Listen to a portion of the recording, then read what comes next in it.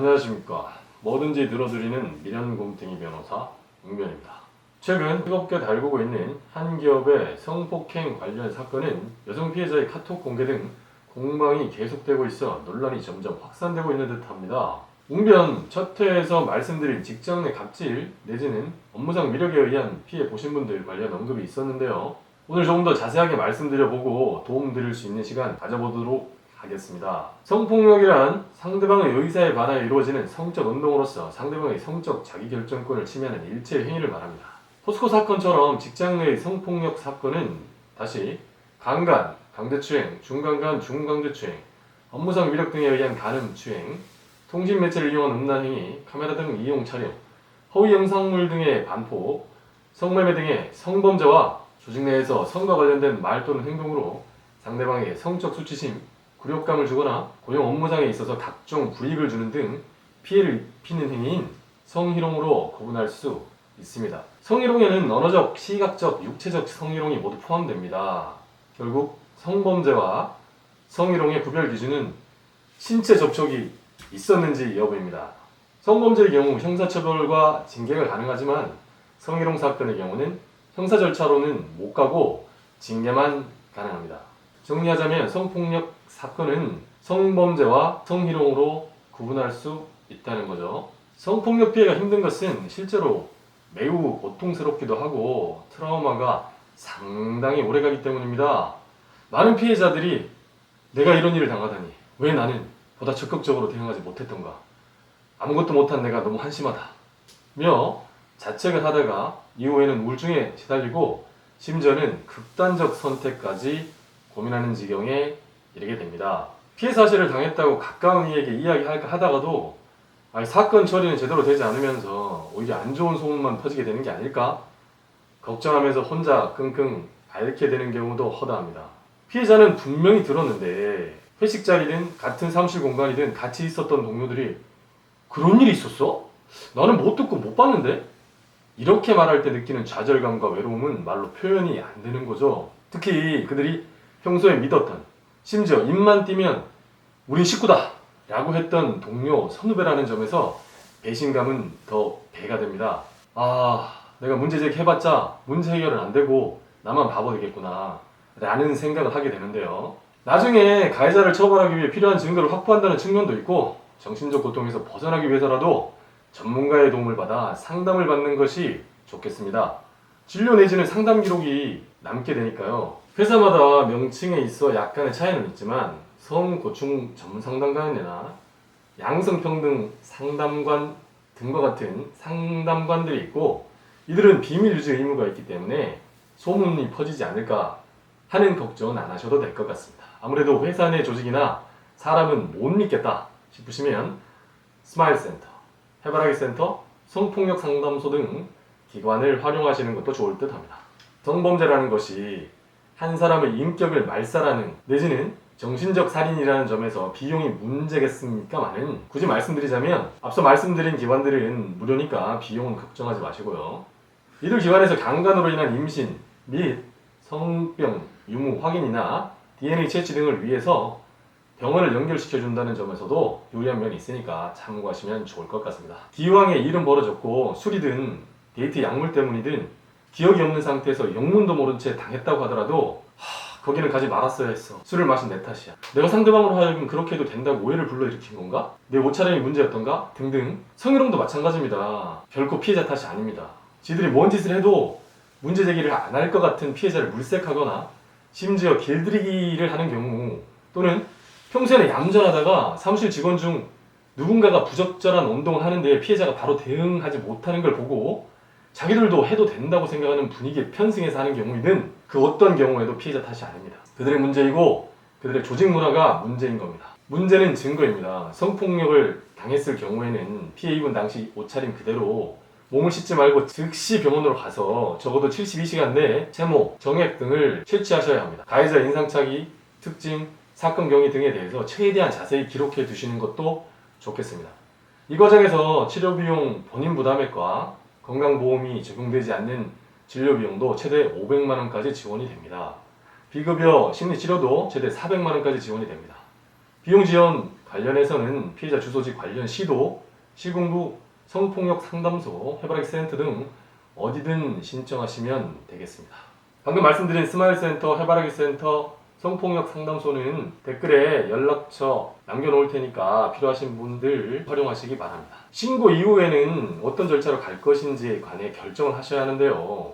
성범죄 같은 경우에는 형사 및 징계 절차가 가능하고 성희롱의 경우에는 징계가 가능하다고 말씀드렸는데요. 전자의 경우 피해자의 고소가 필요한데 고소가 이루어지고 나면 피해자 국선 변호사 지원이 가능해서 합의도 그렇고 피해자 조사를 받을 때도 그렇고 이들의 조력을 받으시면 됩니다. 다만 경우에 따라서는 2차 피해도 그렇고 경찰, 검찰 단계에서 조사를 받거나 법원 단계에서 증언을 하는 과정에서 떠올리고 싶지 않은 기억을 계속 되새김질하게 되는 부작용이 있을 수 있기 때문에 피해자분들이 고소를 할지 말지 고민을 하는 경우가 있는데요. 징계 절차로 가더라도 합의 여부에 따라 처벌 수위는 달라지기 때문에 이를 통해 금전적으로라도 위로받으실 수 있고 피해자인 자신이 오히려 눈치 보고 자책하는 상황을 조금은 바꾸실 수는 있습니다.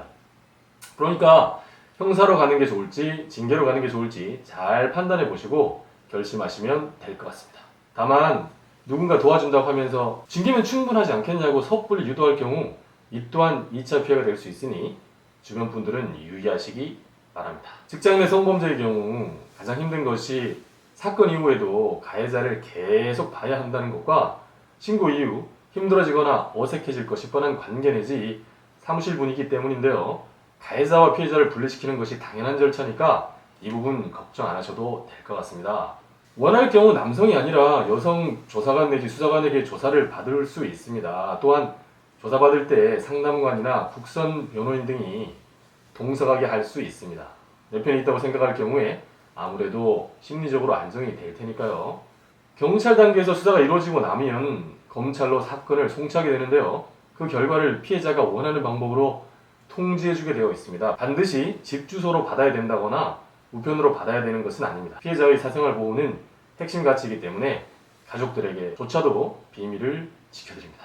2차 피해는 성폭력의 행위자 또는 제3자가 정신적 협박이나 물리적 강압 또는 다른 수단으로 피해자나 그 주변 인물을 괴롭히는 행위로서 사건의 연패 축소, 고충 내용, 피해자 정보, 평판에 대한 내용을 타인에게 전달, 피해자 색출 및 시도, 신상 공개, 신상 유포, 신고 방해, 신고 취소 강요, 합의 강요 및 종용, 피해자 비난 및 가해자 옹호, 피해자에 대한 책임 전가 및 부당한 인사조치, 정당한 이유 없이 피해자에게 피해 사실을 언급 및 확인하는 행위, 그리고 피해자와 조력자에 대한 압수문을 유포하는 행위, 수사 조사 과정상의 부당한 사실 확인 등 이 모든 것이 2차 가해 행위에 해당하니까 별도로 신고하시면 이것조차도 명예훼손 등 형사 및 징계로 처벌되니까 이 점 유념하시기 바랍니다. 심지어 어느 회사는 성범죄 사건이 자주 발생하는 이유가 교육이 미흡해서 그렇다고 하면서 유사 사례를 교육하는 과정에서 명예훼손은 물론 2차 가해를 가하는가 하면 교육 자료에서 익명 처리를 해서 문제 없다며 교육을 해서 다른 동료들이 가해자는 물론 피해자에게까지 전화를 걸어서 너냐? 라고 묻는 등 말도 안 되는 행동을 하는 경우까지 있었다고 합니다. 제발 남일에 오지랖 좀 떨지 마시기 바랍니다. 아무튼 이번 포스코 사례에서도 그 사건 자체도 충격적이지만 회사의 사건 처리 절차 과정에서도 굉장히 문제가 많았다는 것이 웅변의 생각입니다. 중징계에는 파면, 해임, 강등 정직이 있고 경징계에는 감봉, 견책이 있는데 포스코 사건에서 부서 상사인 성희롱 가해자는 감봉 3개월의 징계를 받았다고 하는데요. 감봉은 경징계입니다. 이건 말이 안 되죠. 이제 피해자분께서 용기 내셔가지고 형사고소를 하셨다고 하는데 위력에 의한 간음은 업무, 고용, 기타 관계로 자신의 보호감독을 받는 사람을 폭행, 협박 또는 자신의 지위나 권세를 이용하여 간음하는 경우인데요. 간음하는 경우에는 7년 이하의 징역, 5천만 원 이하의 벌금에 처해지고 추행하는 경우에도 3년 이하의 징역, 1,500만 원 이하의 벌금에 처하게 되어 있습니다. 아무튼 수위는 변론으로 하고서라도 다행히를 했다고 확인되는 사람들은 모두 혼나야 됩니다. 그래야 가해자들은 분위기에 편승해서 오버하는 짓을 안 할 것이고 피해자들은 그런 상황에 노출될 가능성이 적어지거나 이미 일어났거나 일어나고 있는 사건에 대해서도 용기 내서 문제 제기를 할 수 있습니다. 결국 조직원도 살리고 조직도 건강해지게 되니까 말입니다. 웅변이 과거 다루었던 사건 중에 50대 중반의 간부였던 가해자가 20대 중반의 까마득한 후배이자 부하 직원이었던 피해자와 단 둘만 남게 되면 너만 보면 너의 존재 자체가 나 어떻게 생각하냐, 나 아직 건강하다, 사귀자, 잘 들어갔냐 싶은 밤 등등 지속적이고 상습적으로 성희롱성 발언을 한 인간이 있었는데요. 징계위원들이 현명한 판단을 할 수 있도록 의견을 개진한 결과 해임시켜버린 적이 있었습니다. 이후 조직 내에서 완전히 성폭력 사건이 없어졌다고 말할 수는 없겠으나 관련해서 신고 건수가 증가하였는데요. 신고를 하면 확실히 처리가 되어지는구나 라는 소문이 알게 모르게 조직원들 사이에 퍼진 때문이 아닌가 생각해봅니다. 웅변의 기본 모토는 억울한 사람이 생기지 말아야 한다는 것이지 무조건 어느 일방의 편을 들어주겠다는 것이 아님을 알아주셨으면 좋겠습니다. 포스코 사례의 피해자분처럼 지속적 성희롱과 성폭행을 당했음에도 불구하고 피해 구제는커녕 오히려 피해자를 되레 가해자로 보는 시선에다 따돌림이 너무 심해져서 스스로 목숨을 끊을 결심을 할 정도로 고통을 받는 억울한 성범죄 피해자가 생기지 않는 그날까지 뭐든지 들어드리는 미련곰탱이 변호사 웅변이 함께하겠습니다. 감사합니다.